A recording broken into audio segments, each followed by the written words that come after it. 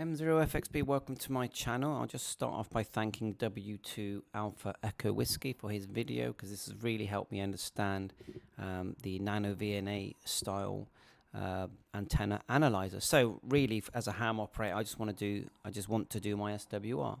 So the one I've gone for is on eBay. It's only £38.89, so I thought I could try it out, get to learn how the system works. It looks like they all work in a very similar way, this style of analyzer. I'll just show you some photographs, and there's your SMA connectors, and this isn't a sealed unit because this is a cheaper unit.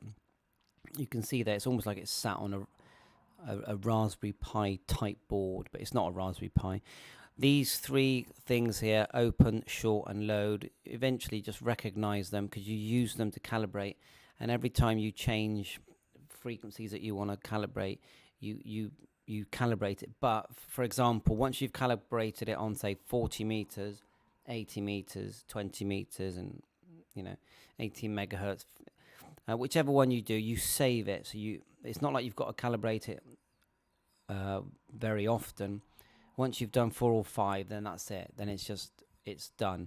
And generally, it seems like for just SWR, we're using mainly the channel 0 port. There is software on your PC. I've got some links here for that.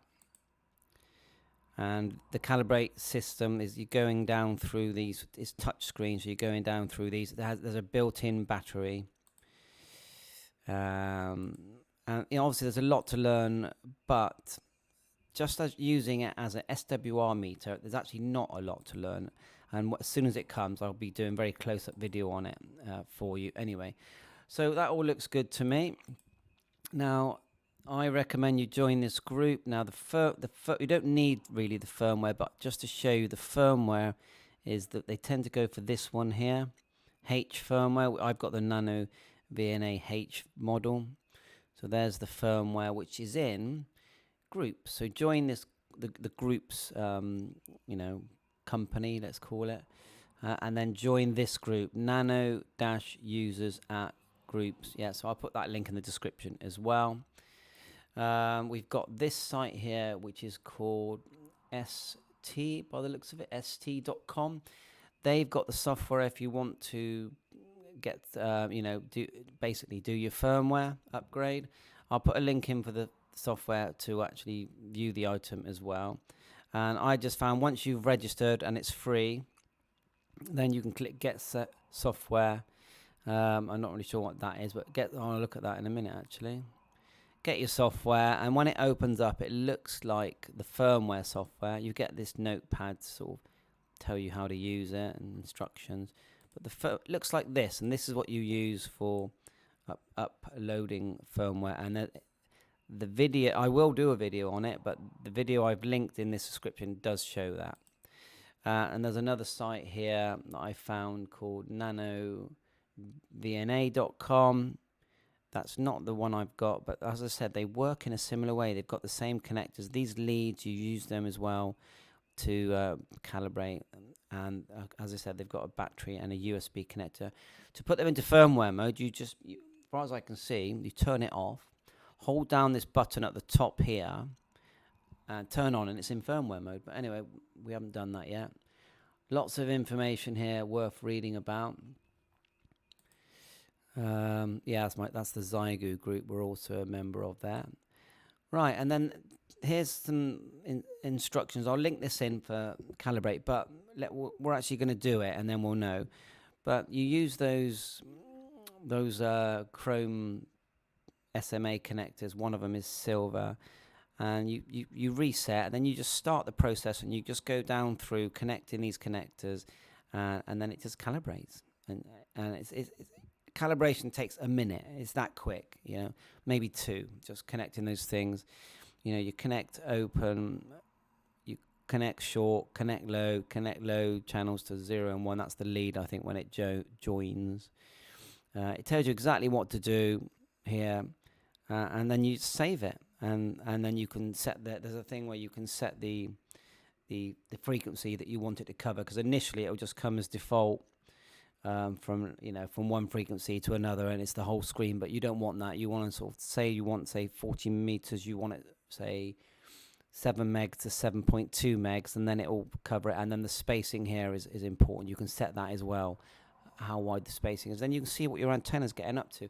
And as far as I can see, looking at reviews and what everyone's saying, this item works really well. This is going to be easier, isn't it? So just show you where I got the software from, and the link would be here. So it's a GitHub page, NanoSaver, and the one I've gone for, which worked, is this one here. I'm on Windows 64. Clicked that. It was a bit delayed, but eventually it gave me 2 windows. This one here and this one here. I'm guessing that this one is like that because it's not even connected, I guess. I'm not a Linux person, wish I was. Right, so there you go. That's the software. So we've covered the software, the calibration, the types of items. There's lots available. You can get 4-inch ones, and all the sellers are selling these. Ham radio people love their gadgets, including me. This ST website, the Nano VNA group, which looks fantastic.